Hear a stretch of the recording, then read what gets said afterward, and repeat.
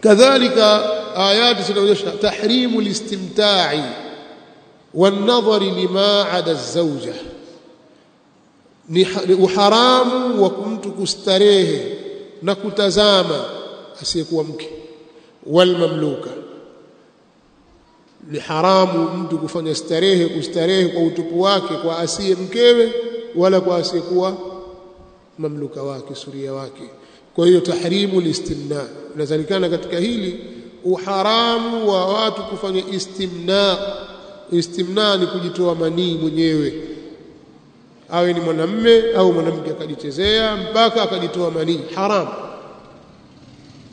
ni haram kwa mujibu wa aya hii. Yani aya hii inazungumzia sura zote za mtu kustarehe kwa utupu wake.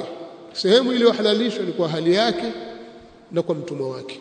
Faman ibtagha wara dhalik faulaika humul aadun. Kwa hiyo wara dhalika itaingia fahisha ya zina, itaingia fahisha ya liwat, yani itiyanu dhukrani min alalamin, kuendea wanaume, mwanamume kumwendea mwanamume mwenzake, wal iyadhu billah. Wal bahaim, na kuingilia wanyama, ukamwingilia mbuzi, kuku, ng'ombe na wengineo katika wanyama, ni haramu. Kadhalika suala la istimna, watu kujitoa manii, na hili ni jambo ambalo lina madhara kwa afya ya watu. Katika suala hili la istimna, katika mambo ambayo istahana biha kathirun minan nas, ni katika dhunubi ambazo istahana biha kathirun minan nas, watu wengi wamezipuuzia. Mtu anaweza kujikinga na hili, akajikinga na hili na hili, msimamo, lakini katika swala hili akawa akipata khalwa, akipata faragha kidogo, basi anakujibaliza mwenyewe, mpaka mtu anakuwa sasa hawezi kuishi bila jambo hilo, hawezi kuacha.